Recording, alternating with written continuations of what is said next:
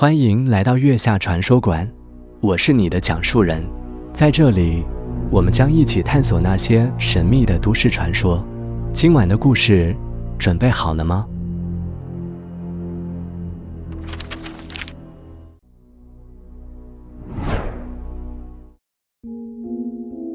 你有没有注意过，很多大楼的电梯按钮里都没有13这一层？但你有没有想过，它真的不存在吗？还是说，它被隐藏了，只为那些知道正确密码的人开放？这是一则关于电梯第13层的诡异都市传说。有人说，只要输入特定的楼层组合，电梯会带你到一个原本不存在的空间，第13层。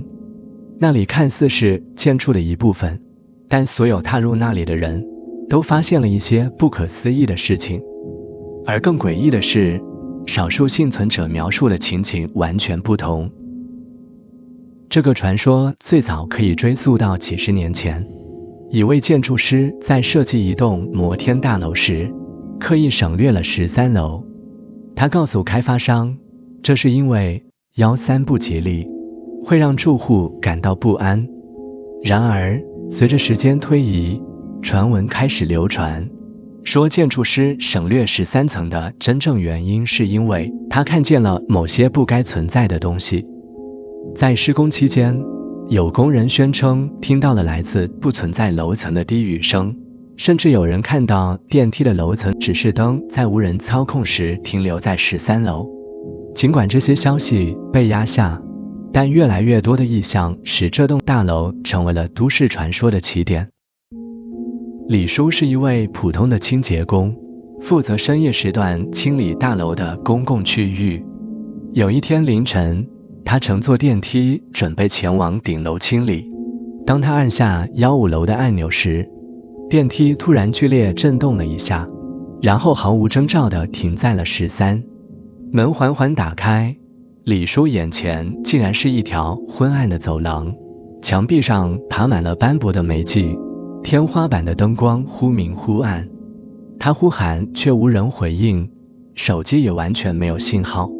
好奇心驱使他踏进了这条走廊，但越往里走，他越觉得有种冰冷的视线盯着他。当他走到尽头时，看见一扇半掩的房门，房间里放着一面满是裂痕的镜子。他靠近镜子，却看到镜子里的自己露出了诡异的笑容。那个自己并没有跟着他的动作，而是静静地站在那里。李叔吓得转身奔回电梯，但等他回到地面时，电梯门外却是一片漆黑的空地。他花了整整1个小时才终于找到回到地面的路。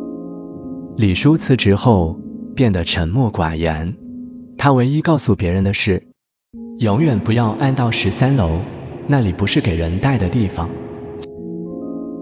小林是一名刚入职的设计师，为了赶项目，常常加班到深夜。一天晚上，他准备搭电梯下楼，电梯门关上后，楼层按钮却突然熄灭了。过了几秒钟，13这个数字突然亮起。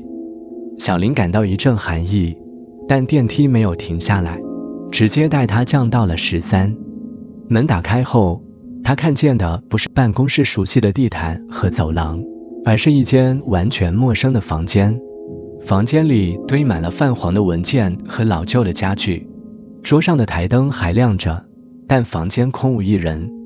好奇之下，小林翻开了桌上的文件，却发现文件中详细记录了他的个人信息，甚至包括他尚未完成的设计稿。最让他感到恐惧的是，文件的最后一页竟然写着不要回头。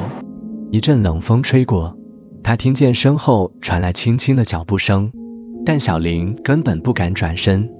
他狂按电梯按钮，电梯门终于关上。而当他回到正常楼层时，整个人瘫坐在地，浑身冰冷。第二天，他辞职了，但据说他的设计稿还是莫名完成了，并成功通过了客户的审核。一群探险爱好者专门调查了电梯13楼传闻，他们找到了一栋有传闻的大楼，按照网上流传的方式按下了电梯按钮的密码，先按10，再按3，然后同时按下关门和9。电梯启动后，他们被带到了13。根据其中一人的描述，那里像是一个废弃的建筑工地，空气中充满灰尘和潮湿的霉味。但奇怪的是，电梯门关上后，他们发现自己失去了方向感，无论他们如何尝试，都找不到回电梯的路。2小时后，他们发现自己绕回了原点，而电梯却不见了。更诡异的是，他们彼此的面孔在手机录像中变得模糊不清。最终，他们只剩2人逃了出来，剩下的1人至今下落不明。关于电梯第13层的存在，有几种流传的说法。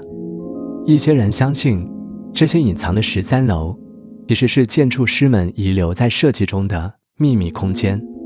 这些空间可能因为建筑设计的疏漏未被完全隔断，但又没有被正式使用，最终成为了超自然力量的栖息地。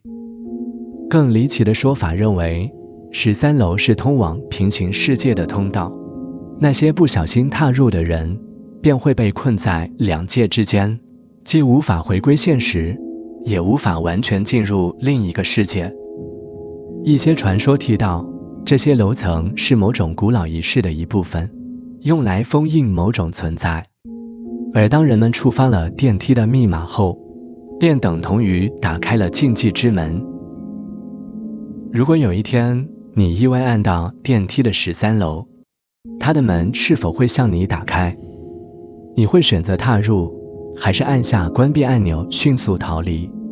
毕竟，那个空间或许一直在等待下一位访客的到来。